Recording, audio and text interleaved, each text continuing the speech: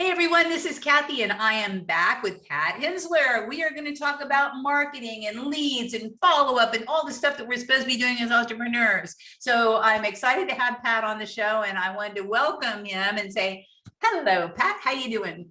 I'm doing great today, Kathy. Really excited to be here. Thanks for inviting me. Really looking forward to diving into all this. Yeah, it's going to be fun. So everybody always wants to know, how did you get to where you are? So let's hear a little bit about the backstory. How did you grow up? What were your parents doing? And how did you turn into this incredible entrepreneur? Yeah, so let's see, going all the way back. So I am one of 5 kids, and my dad worked at the time a really small, like die cast model cars. They would make really the first thing I remember there was they would make die cast models of like NASCAR cars. And that company ended up growing a lot when he started there. He ended up becoming the president of that company. Went on to make all sorts of different toys. Pretty much we used to tell people growing up that our dad worked at a toy company. So we used to tell him his name was Santa Claus. And that was fun for a little while until Awesome. people realized he didn't have a big white bushy beard or anything like that. So after that, my mom was an accountant, and then she stayed home with the kids for a while too while I was growing up. From there, I went off to school. I actually majored and was working in journalism, magazine journalism, for a little while outside of school. And in that role, I actually got kind of my first taste of marketing by doing a lot of social media marketing for different companies, publications, even some video sites that I was interning at. And after graduating, I just ended up finding a job at a marketing company here in St. Louis. And then not too long after that, I ended up working with my co-founder at Kathi, Josh Turner. And at the time, I was working for a marketing agency that he was running, and that led to a really strong relationship between he and I. Ended up with us kind of venturing off on our own thing, which turned into, our business, Kathi. Oh, that's fantastic. So really, you kind of had a model of entrepreneurship all along with your mom as an accountant and your dad doing his thing. I kept thinking the little Matchbox cars. Was it similar to that he was doing? Yeah, similar. I would say you're probably thinking of like Hot Wheels. That was like at the Yeah. time one of their big competitors. But yeah, Nice. similar idea. They ended up branching out. Their company doesn't sell any cars anymore. It's kind of all other things for kids of all ages. But yeah, exactly right. So I got my start kind of just seeing what he was doing, and it always seemed interesting to me to be able to, in some ways, kind of help have a little more control over calling the shots and like helping decide which way things are going. Because I will say, he was not a NASCAR person, which sounds funny because he was making these little NASCAR car models. I wouldn't say that was his passion. I don't know if he ever watched a NASCAR race before he started that job. But he knew kind of how to position things in the market and ended up gearing that company more towards toys, which turned out to be really good for them. Well, that's interesting. So he had the marketing bones as well. So you learned vicariously that as well as you got into journalism. And yeah, I think journalism has so much to do with marketing, and for you to branch out is fantastic. So talk to me about when you and Josh met. How was the collaboration, and was he already doing it, or did you guys kind of form this out together, the 365.io? Yeah, so I always give Josh some trouble on this. The first time I actually interviewed with Josh for a role at the marketing agency he was running, he ended up choosing hiring someone else for that role. And then like a couple months later, he reached back out to me and ended up hiring me. So at that agency, really at the time, like I was doing a lot of manual marketing work for our clients, running different campaigns through social media, primarily LinkedIn and Facebook at that time, as well as email, and was doing a lot of manual work to send out emails that's very personal, very one-to-one, not like some big mass marketing email. Doing a lot of work to send it out myself, or using a process at the time that used to be called mail merge. And it was very inefficient. It took a lot of time, which, as you can imagine, that agency, a lot of resources and new people we had to hire. And I just knew there was a better way. So it ended up kind of turning into, hey, I got this idea that I think we could build a software to accomplish what we're doing manually for our clients, but allow our people to take on many more clients. And that was kind of the initial idea and wrinkle. And since then, we launched that for our agency, and then figured out we had a lot of small business owners, people out there that maybe couldn't pay us $4,000, $5,000, $10,000 a month to do all their marketing for them, but might be interested in using a software like ours to do a lot of that work themselves. And that's really how the company ended up coming about. And, we ended up getting a lot of traction with our software that we ended up splitting it out into its own company. And, the rest is kind of, I wouldn't say history because we're still writing it, but the rest is history, for a turn of phrase. Yeah, it's a really big need to just keep on track and keep in touch and keep in correspondence. And I know a lot of the audience out here, there could be solopreneurs, or you could just be 5 or 6 people in your company that have a whole marketing wing is kind of a little bit cray-cray. So how does it work? Does Direct 365 link in? What platforms does it link in with? And how does that evolve as people out there are listening? They might have ActiveCampaign, they might have whatever, Kajabi, whatever they have. Yeah, so Connect365, the big differentiator between like us and ActiveCampaign, for instance, is that we will hook into your main email. So if you're using Google or you're using Outlook, we'll hook into there and send out a message from your main email account. Now, the difference is, rather than like a Infusionsoft or Keep Now or a HubSpot, like they are sending out from their different IP addresses. Ours will send out from you, so it's going to look like a message that came from you because it's actually as if you went in there and typed it out manually, but it gets delivered at a much higher rate and leads to much higher open rates as a result. So that's kind of our big differentiator there. In terms of your question, like who do we hook into? Our direct integrations for the email sending are through Google, so Google Workspace or even a free Gmail account, as well as Outlook. Okay, so you actually use the Google IP address to send from. And what I found, though, oftentimes from my Gmail is that it goes into promotions instead of going into primary. So is there any sense around how you can fix that, or do you guys have a workaround for that? Well, so some of that, usually where we see a lot of people ending up in that promotions tab, tends to be based on the more like marketing messages that they're sending out. With ours, like our average open rate through campaigns is 39% on our full platform, which, typical like industry averages for open rates tend to be, can vary industry by industry, but like 12 to 18% through most email tools. So getting something to the primary inbox is a big focus on what we do and how our emails are sent out. But the second piece of that I always reference to people is like the tool or the software is part of it. The other big part is what's going into that message and into that copy.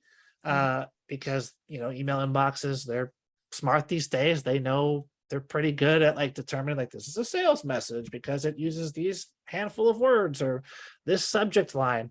So we work with a lot of our clients on how to choose the right copy to go in their message. And we build in a lot of templates for sales outreach messaging that's more relationship focused, because that's where you end up getting a lot more sales opportunities, a lot more booked appointments, and you end up getting to the primary place in the inbox, which is where, most people I think want to be. Yeah, absolutely. And so do you think it's mainly the subject line, or it's also the body of the copy?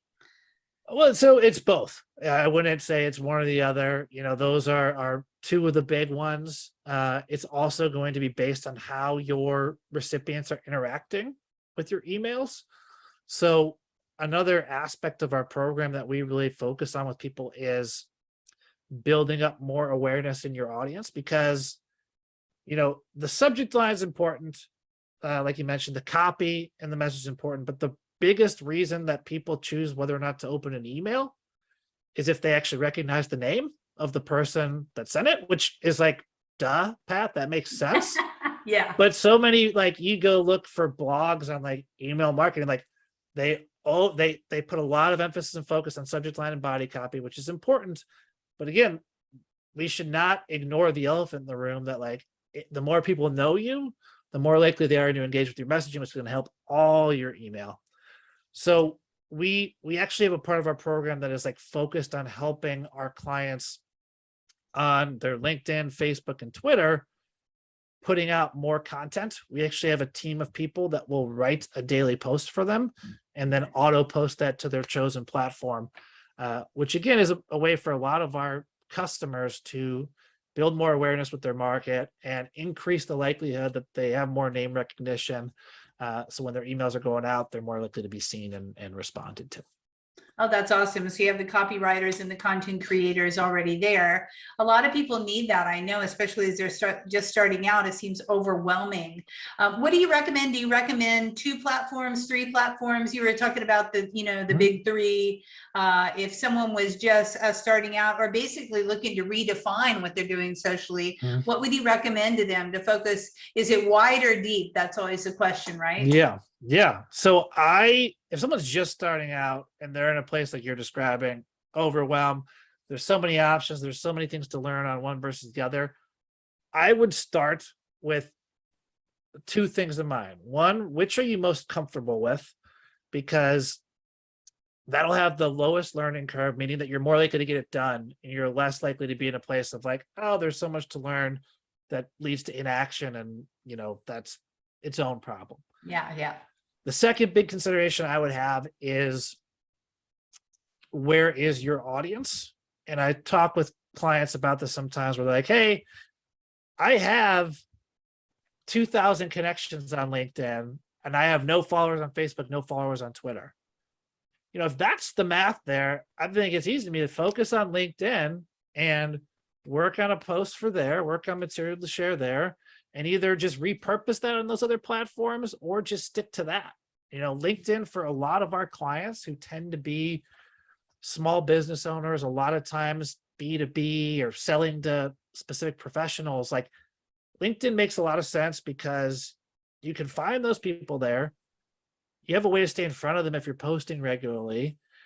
And you actually even have like a way to contact them further over email if you're connected with them. So that one tends to be the one that I would say a bigger part of our audience tends to focus. But I have plenty of other clients that they have an audience on Facebook already. They have an audience on Twitter. And I say, great, you have an audience there. Means you're likely pretty familiar with it, at least to have gotten it started. And your audience is there. So stay in front of them there. Go where their eyeballs are, or where you have access to them. Yeah, that's really good advice. And I think B2B, definitely LinkedIn, and B2C, others, but I agree. It's whoever resonates. It's like so funny because when I first started, 18 years ago, Pinterest is a huge following in mine, but no one really ever talks about Pinterest. It's pretty interesting to me. It's not one of the ones, that people talk about, but we love it. And there's a lot of power in like having something like that's a little more niche in some cases. It might not be the one that gets all the headlines, but that's where your audience is, and you built up a following there. Then you don't need to listen to those gurus that are out there, like talking about the latest thing. Like I don't know if you use it, but I remember back at the start of the pandemic, Clubhouse was all the rage. Oh yeah. And these days I don't know many people who talk about that much anymore. Now you might have an audience that's there, and if so, then great, you can buck the trends and focus on the item that makes sense for you and where your audience hangs out. Yeah, it's funny. I think Clubhouse was so big because so many people wanted to connect.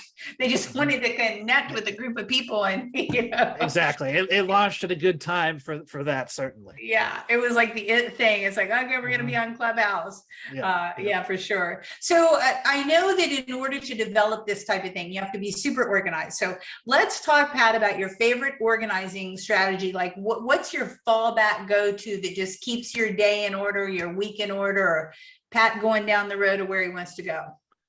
My fallback organizing tip, it's a good question, because I've used in the companies we run, I've used a lot of different like tools that are supposed to make you more organized. I tell you what, the one that for me, I go back to that's so critical is really blocking out and my tasks for the day on my Google Calendar and as best as I can, sticking to the times that I'm setting to stay with them.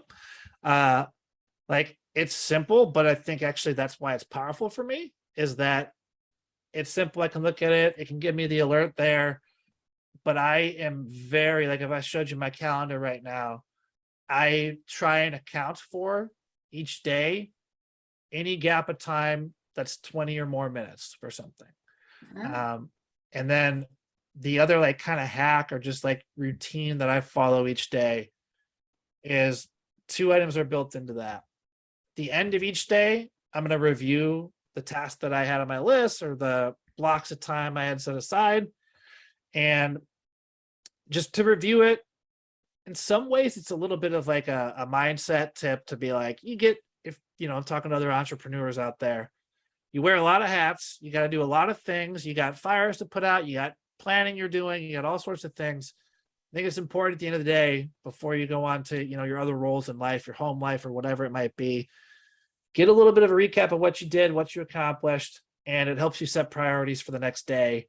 So that's like the second piece there, is then I either am at that moment going to set my priorities for the next day, or I might sometimes do that first thing in the morning if I wake up and, you know, want to kind of jot down what I need to get done and get that into my calendar. My calendar is like my, it's just so critical. Without it, I don't know where I'd be. Yeah, I love the Google Calendar, and that's really quite disciplined to block out everything that's over 20 minutes. That's really disciplined. And I agree with you. The reason that it's working for you is because you do take that time at the end. If you don't take the time at the end of the day, you don't even know what you're supposed to schedule necessarily, what didn't get finished, what fell through the cracks. Yeah, exactly. And I work with a lot, you know, whether it's if I'm training someone new to our team on how to work in a process, or I just work with a lot of entrepreneurs, and I know what it's like in a space like that, where you have to be the marketer, you have to be the salesperson, you have to be the fulfillment person, you have to be the finance person. You got a lot of hats you're wearing. And, you know, a mistake I see happen too much is like, when you're doing that, you're like caught up in the grind, and you get to the end of a day or a week, you're like, well, I know I was really busy all week, but was I moving towards my big rocks, my big priorities, the things that I need to get done to move the business or move this project or that project forward? And, you know, I am committed to my calendar and doing that, but I am not going to lie to someone new to it or someone that's listened to this and is an entrepreneur. Because it's in there, it doesn't mean that every single day I'm 100%, where I'm like, oh, I timed this out perfectly before I started the day, or this fire came up. Well, I don't have time to deal with that today because of these other things. Like, you know, things like that can come. So I give myself a little bit of a break there, where if I need to move something, I make sure it gets moved so that it's still in front of me each day. And, you know, I've just always found it helps me get more of the big items that I need to get done, rather than just feeling like I'm running from fire to fire, you know, fixing things from. Yeah, you know, and that's a really good point, Pat, because if you don't know what you didn't do, you don't know what to move. Right. So if you're just going through it and you don't have that list of things, then you don't know what to schedule. But also, I think the recap at the end of the day is a way to go, good job. I can't believe I did that, and that. Because in entrepreneurs, you know, a big part of my focus these days is celebrating, like taking the time to say, good job, Kathi, you did it, you know, celebrate yourself. And if you don't do the recap, you don't even know what to celebrate either, because you're just going, right, full speed ahead. I love it. Yeah, we focus on every company meeting I run. The starting point is people on our team are supposed to share wins. We do that even with customer calls, group calls. We'll start that way and we'll say, could be a win in this program. It could be a win in your business, because you're right. Too often people, you know, they're on to the next thing, which, like, that's important. You need to be able to move forward, but it's important too to like recognize what was a success, what was a win, even the losses. Like, what did you learn from that you can turn into a win? You know, otherwise it can be a heavy weight. And I need that personally at the end of the day, because I find otherwise it's tough for me to go into my role as like husband or dad, because there's something in my head about like, oh, what was this thing that I was supposed to do? Like, I need that to end the day, to say like, this is what's getting moved to tomorrow. this is what I completed, great. And it helps me kind of kind of put different things into different buckets for myself personally. Yeah, it's closure, and I agree, it's separation, so you can move into the next part of your day. Okay, now I'm dad, now I'm working out, now I'm going to be husband. It's so important to have that distinct separation, especially for those who are working at home. I don't know if are you working at home? Are you virtual? I am virtual, and we've been virtual for really, I'm trying to think how long now, 5 or 6 years. So I have in the last couple of years, I've had a lot of friends saying like, they were learning how to do it. And I was like, I can tell you all the things. And that's one of the items I tell them is like, when I first went virtual, your day, it's a big change to your daily routine and schedule. Yeah. And it was easy for me to really blur the dividing line between like work and home. And, I'd get to the end of a day and it would be much later, and I'd like think back like, did I even eat lunch today? And like I was like, I need to change this. And the biggest thing for me has just been being very meticulous about planning out my days and making sure that that's helping me get towards the goals that we have as a company and I have professionally. Yeah, I really appreciate you sharing that. I'm a big Google Calendar promoter myself. I really believe in it. Do you color code your tasks based on different types? If I'm feeling really really good, I might. I would say it's like some of that will depend. Like if I got an extra minute or two, I'm not as religious about that. With some different, like we use different task management tools internally. Like we use Asana. For something like that, we do, just because I think tools like that for me have been most impactful when I'm trying to communicate ideas or projects with other people. I just don't want to give everyone access to my Google Calendar and like they're seeing like a beautiful mind type situation. So I use both, but for my internal stuff, the item that like runs my day is that Google Calendar. And I'm with you on that. Love the Google Calendar. Okay, so let's talk about a time where you felt like you were in the weeds and something really just knocked you off your balance. And what happened, and how do you get back from that? Oh, let's see, a time when I was in the weeds. So which one you can remember, right? yeah, it's a place I think most entrepreneurs end up being. And you get somewhat good at like, here are the things I go to get myself out of this. If I did think of one specific instance, the one I'd probably go back to is kind of at the start of our software company. And, it's different. Like we aren't like a venture-backed software company, really, really bootstrapped. And even so at the time, it's just like, as we were starting this project, I had a role in this agency, in this different company. So I was able to take a lot of what I did in my day-to-day and say, how do we design and build a product that makes this easier for someone doing it? But it still was like wearing two very distinct hats. Like I had clients that I was beholden to. I had people on the team that I managed that I was, I couldn't let them down. Otherwise it would be, big impact and effect. So that's probably the one to me that like is the most obvious and like clear example that I go back to. Like was very in the weeds because I was kind of trying to balance these two items. The way I got out of it, maybe two things that jumped to mind. One was joining a few different groups with other founders, co-founders, entrepreneurs. Yeah. Because you end up then like, it's easy to start thinking like you're comparing your situation to other people you're close to, and other people I was close to weren't able to understand it. They're like, well, you have the job. What do you mean you got this other thing going on? And it was able to kind of open my eyes and mind to like, okay, this isn't fully unique, what I'm feeling or going through. And there's other people that have done it, and that can kind of help get you out of like a rut or feeling like, how do I get out of this? So that was really helpful for me.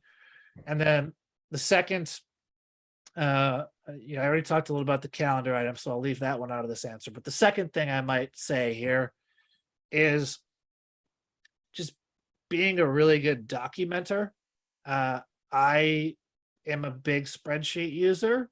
Again, like maybe a little old school for some people that maybe they have some neat new widget or tool to do, but I use Google Sheets very extensively to document things that I was, on my day-to-day, my day job, so to speak, what was going on, what was a pain point problem, something I wish could be solved.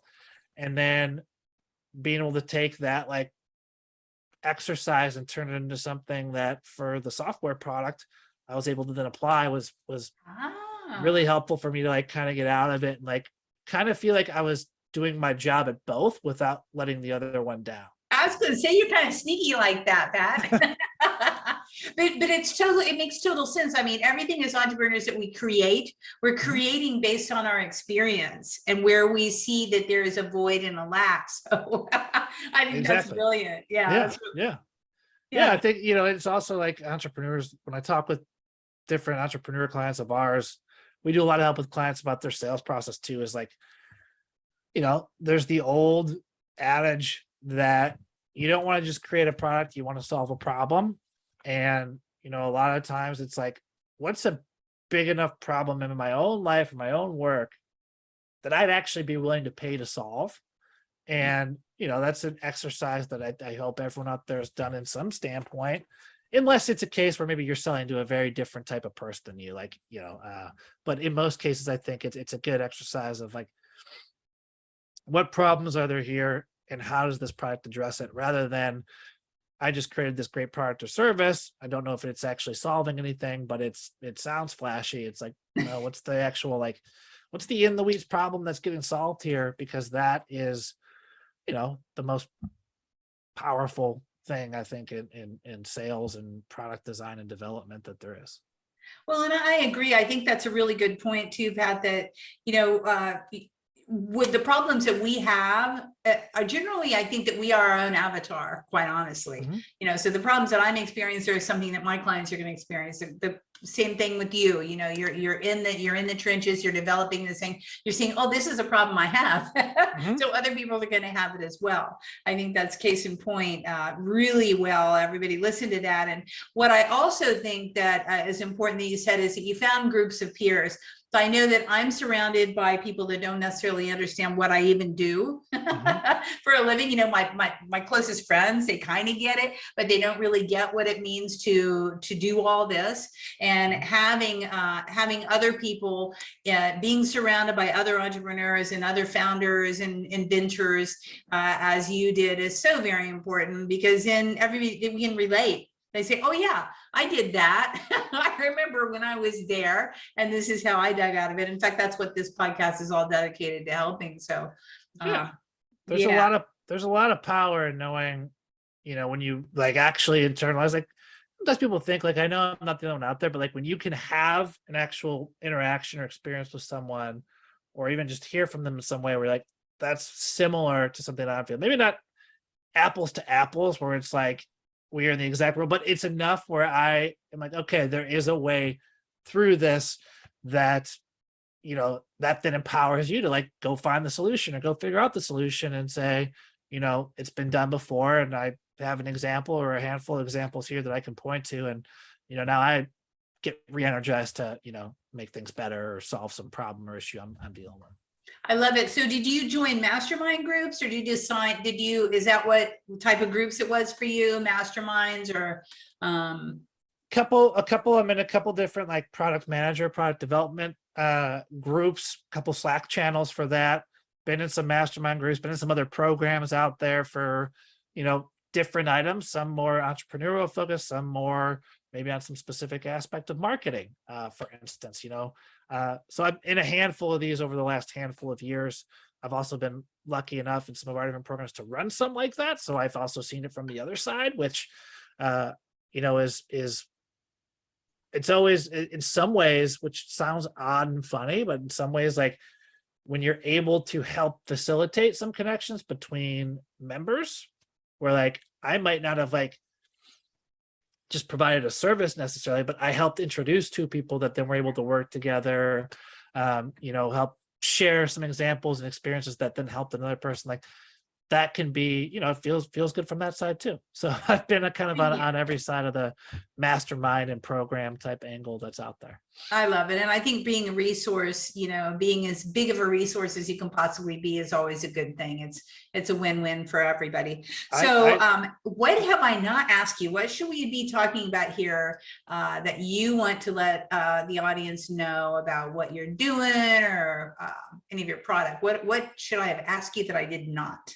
Yeah, well, let me actually, I'll answer that certainly. But one thing that maybe ties in a bit that I wanted to touch on. So you brought up the idea of like being a resource to others.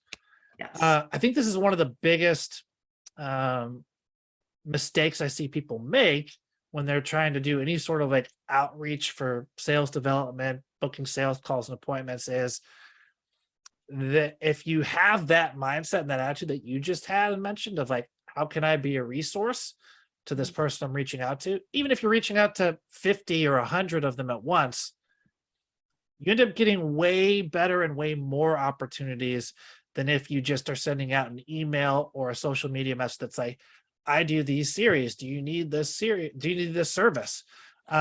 So we talk a lot in our programs about the power of like relationship building and resourcing, and it's ultimately what ends up helping you get better results. Because even if you're getting a higher open rate with us, if you have the wrong message, it's not going to get you very far. So I just wanted to comment there. I think that that's so key.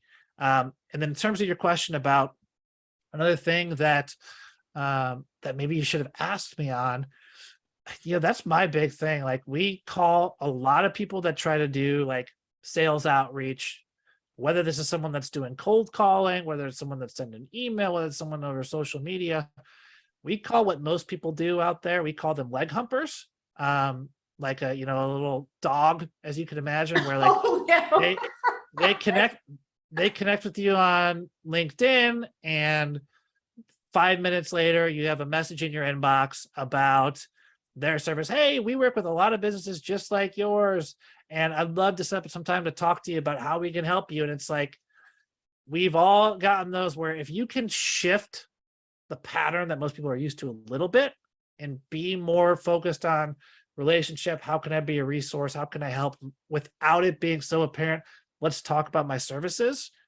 You're going to end up winning time and time again. So that's the big thing I tell people about, aside from what I mentioned earlier, which is build up more awareness in your audience. That's also going to help you with your email open rates, especially if you're reaching out to a colder audience of people.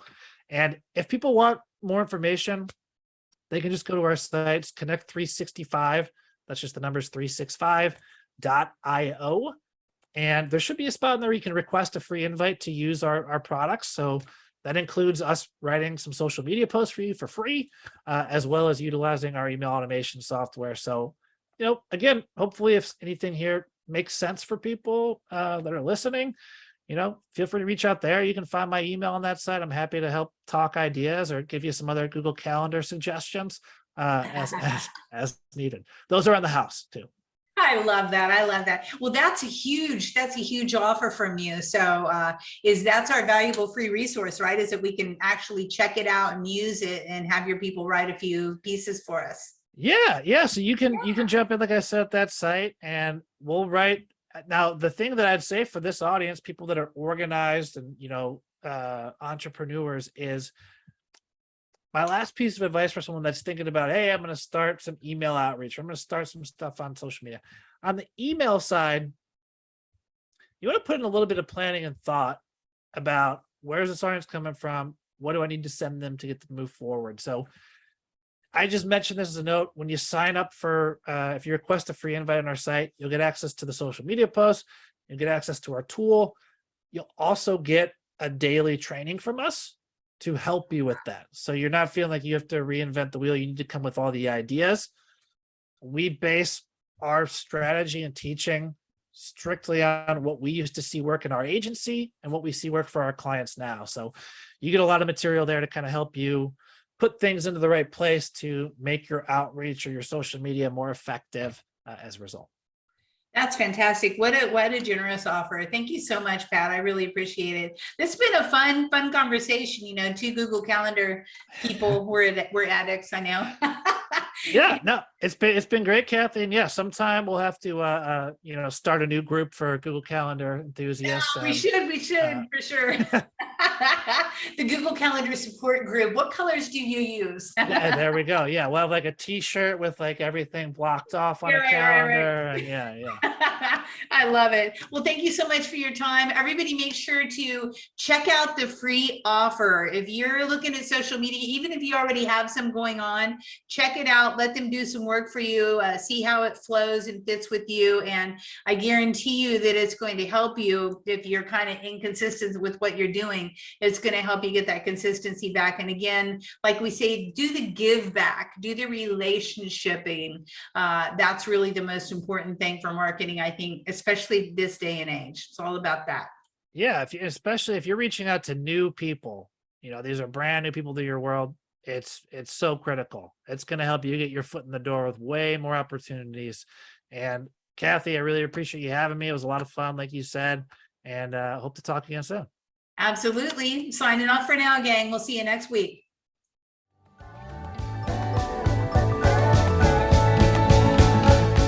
Hey, thanks for listening to this podcast. I hope you enjoyed this episode, and if you want to hear more, feel free to subscribe on the platform of your choice. Also, if you feel so inclined, I would truly appreciate a good rating from you to me. Have a stellar day.